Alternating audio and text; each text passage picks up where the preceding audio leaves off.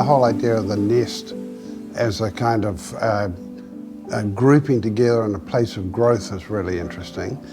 I think the idea of a sort of partial enclosure and the idea of gathering together within a contained space is a really interesting phenomenon. And what makes this, I think, really exciting is that you get a sort of anticipation of it, that you see it from afar and then you come up, walk up to it. And as you're walking up, you're able to see into and through the structure. And so you're getting some idea about the structure. And of course, you get the movement of timber across over timber. You get that kind of parallax effect, which is really interesting.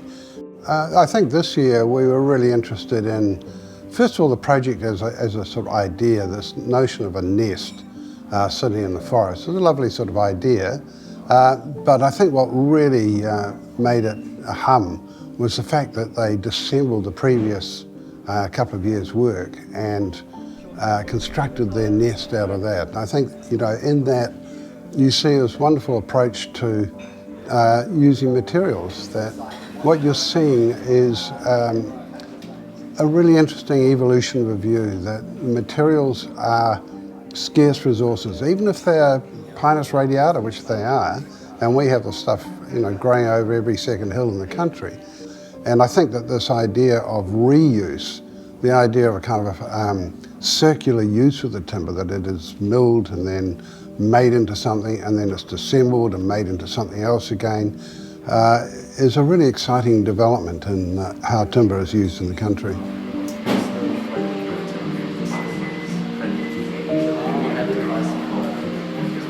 My name is Nicholas Rousby. I finished my Master of Architecture Professional in July of 2021, so just as we were starting to conceptualize this project.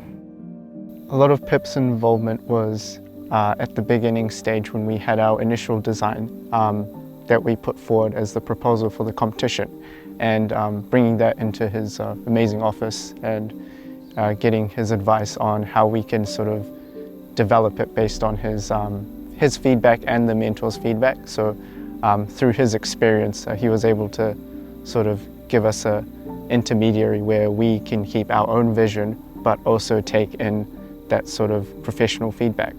And I guess that's how we got onto this model here, and then eventually the sculpture. Just studying at the university, we were able to see one of our classmates go through the process of the project, and we just thought, oh man, that's such a good opportunity to learn hands-on how actual architecture is formed, instead of, I guess, just conceptualizing it in our heads all the time. There's an opportunity for us to realize that, and entering the competition, we never expected the sort of win, but once we did, it was just such a great feeling, and yeah, being able to do this was amazing. Yeah.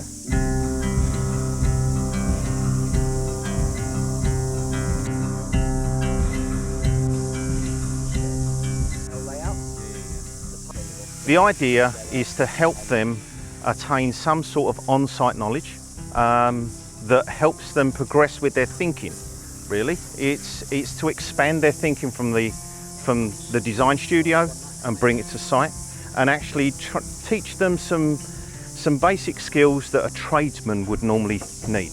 Now there are some challenges, but we're gonna solve them as we go along, and I suppose that's the advantage of doing these sorts of projects above studio projects, is that this is really hands-on.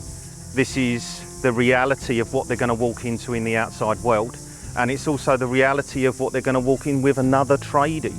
Talking to a tradie and actually having that connection and understanding is more the essence of what everybody needs. It's not just we're architects, we're engineers, and you're a tradie. We need to be more merged. Yeah. So like we did the actual one, tried by now. We started by bringing the maquette that the boys made in here and just talking about it for a while and thinking about how it might work, and eventually I just made a little model of a couple of the layers at about that big and kind of tested it, just pushed and shoved it and satisfied myself that it was reasonably stiff. I kind of agree with Richard's initial statements. It gives them an opportunity to try and design something that's different, a little bit out there, but then they have to go and create it and make it themselves, and it's that making process that they just learn heaps and heaps from, I think. And also dealing with crusty old people like us that... So we'll just try and give them space I'm Brandon Carter-Chan, and I've just finished my final year of Masters of Architecture in January. And I knew Nicholas and Joseph. I've known them since 2016 in our first year of architecture school, and we've just been friends ever since. I think as we were building it and as it was sort of enclosing itself, it was feeling, it was more and more exciting, sort of feeling it sort of engulf us. And yeah, from the beginning we always wanted to create a space for people, not just something that people can sort of look at, but to inhabit. And so the space inside was really important for us in terms of how the Folly feels when people use it. So it feels amazing. It's really cool.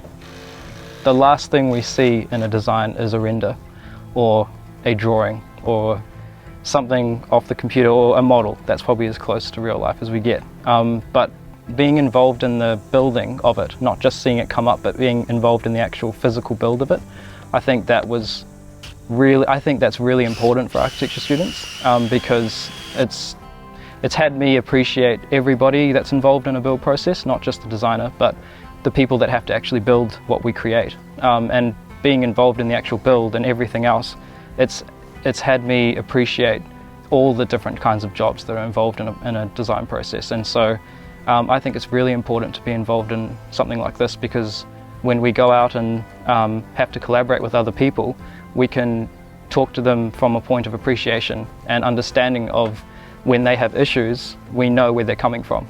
And I think that's really important when we have to work with other people, because I would love to be in a position of making sure everybody is enjoying the process as much as possible, down to the builder having to put screws in.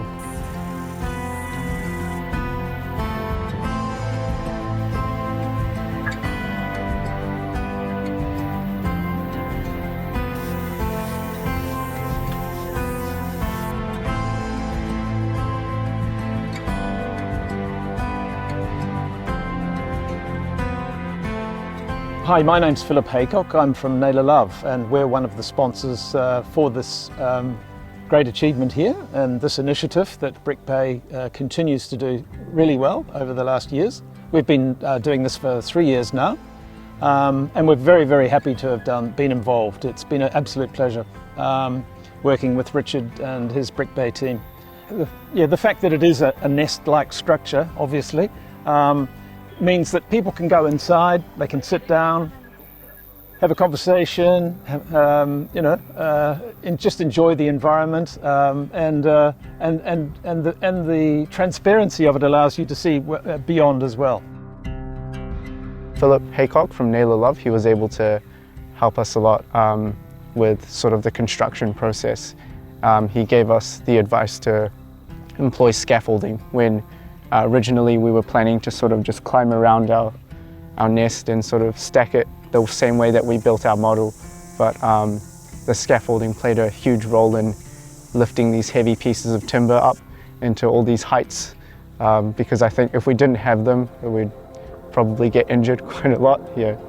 And the stair solution we had, and like these scale miniatures and stuff that we kind of built it where it didn't have that. Right, just dumb it down a bit, and as architects you want to push it. My name's Peter McPherson. I'm the head of school of the School of Architecture at Unitec, and we're in our lovely workshop space here on the Mount Albert campus.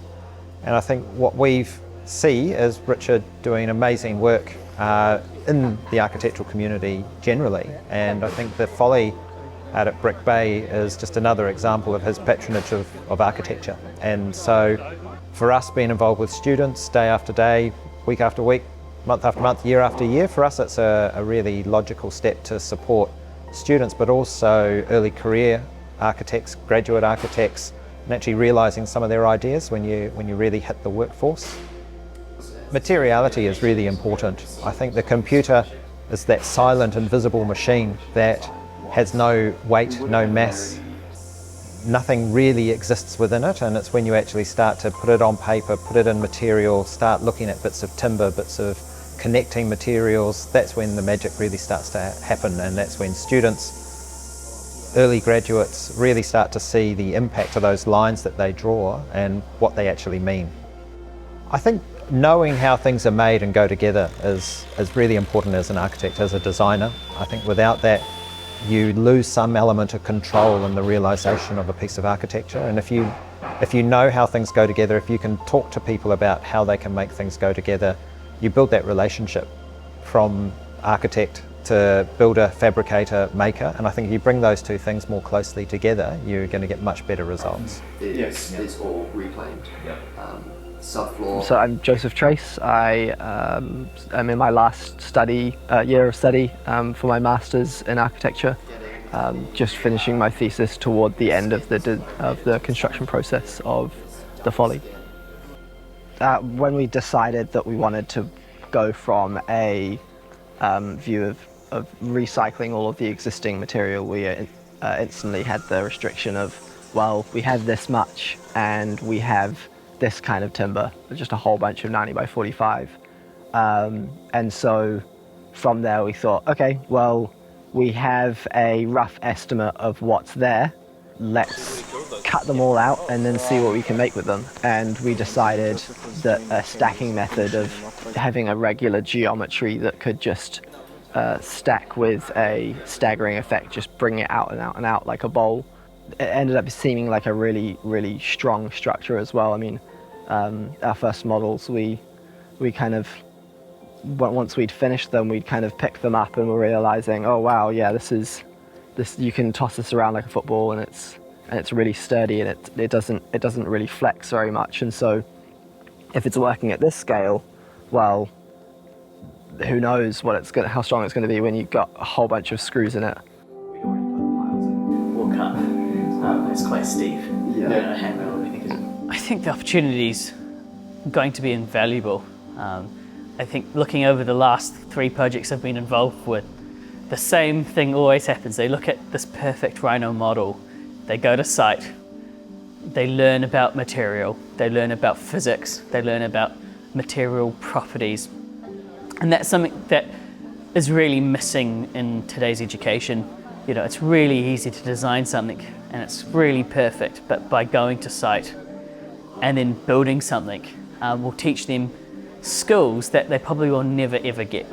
It's a straightforward process to be trained as an architect, review and talk to builders, understand how to design for builders, but to be the experience of being the builder, the project manager, is something that I think only a few few architects actually get involved with on a regular basis, and this will hopefully provide them with new opportunities in the future. So my name's Nathan Inkpen, I'm the publisher at AGM and we publish Architecture New Zealand magazine, and we've been involved with the Folly since the outset when Richard came to us with this grand idea and asked if we as a publication for the industry are interested in getting on board and being part of it and helping to promote it. Well, the strengths of the Folly project for me from the outset when I heard about the idea was, I'm from the UK and Follies are quite a tradition in England, but generally they've always been hidden away and the shows of ostentatious wealth and ambition, and not many people would ever see them. But this is the opposite. The Brick Bay Folly, it's about giving people things. It's about giving, obviously, visitors to the Sculpture Park an experience, but also it's about giving young architects and designers just a chance that they just would not have in any other way to build something and to get the mentoring from people like Pip Cheshire and the structural design, the engineering. They can access a huge amount of experience and knowledge by entering the competition. So I suppose that's the thing about the Folly, is it's the fact that it's not really a folly, it's something that's just giving back, which is the opposite of most follies that I knew about. And that's what I love about it, yeah.